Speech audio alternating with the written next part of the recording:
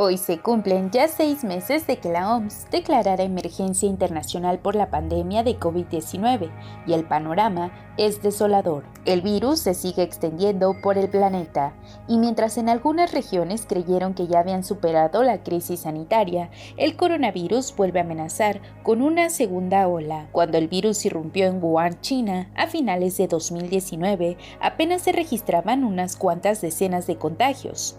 El 30 de enero, que se proclamó la emergencia sanitaria internacional, había 100 casos fuera de China, sin un solo deceso, y hoy los muertos en todo el mundo ascienden a más de 650,000 con cerca de 17 millones de casos. Luego de contaminar Asia, el virus se desplazó hacia el oeste, y sin embargo en China, a pesar de las drásticas medidas de contención, el virus sigue amagando con rebrotar en ciertas zonas del país. India tomó el relevo de China, y actualmente es el país asiático con mayor número de afectados por la pandemia, con más de 33,000 fallecidos y 1,5 millones de diagnosticados. Luego de Asia siguió Europa, a finales de enero llegó a Italia y de ahí se desplazó a España, Francia y el resto del viejo continente. En Europa su comportamiento ha sido particularmente agresivo, sobre todo por la avanzada edad de la población. En febrero el COVID-19 saltó el Atlántico para unas semanas después convertir a América Latina en el epicentro de la pandemia,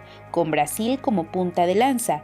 Estados Unidos tampoco ha podido escapar del coronavirus que está cimbrando a la potencia hegemónica sin que por ahora haya señales de mejoría. En Estados Unidos y América Latina, algunos líderes populistas, entre ellos el presidente de México Andrés Manuel López Obrador, minimizaron inicialmente el alcance del coronavirus. En una primera etapa, López Obrador junto al presidente de Estados Unidos Donald Trump y el de Brasil Jair Bolsonaro desdeñaron las dimensiones de la pandemia, con consecuencias funestas para los tres países. López Obrador y Trump rectificaron finalmente, pero Bolsonaro, a pesar de las elevadas cifras letales, sigue menospreciando la pandemia que azota al gigante sudamericano. A pesar de que el escenario era previsible, el continente americano tampoco supo anticiparse a la pandemia que ha dado un vuelco radical al mundo. Las políticas erráticas, la infravaloración de la amenaza y la mala gestión de la epidemia son características que comparten muchos de los países de la región. Brasil y en menor medida Estados Unidos y México destacan en los reportes internacionales como los países de la zona que peor han administrado la pandemia. Son muy pocos los países que han sorteado la pandemia con un saldo alentador, entre ellos los del sureste asiático, Nueva Zelanda, Australia, Papúa Nueva Guinea, Mongolia, Finlandia y Noruega, también Japón, Israel y República Checa. Sin embargo, cuando algunos de ellos creían haber superado la prueba, temen ahora la llegada de una segunda ola de coronavirus, lo que podría desmejorar su balance.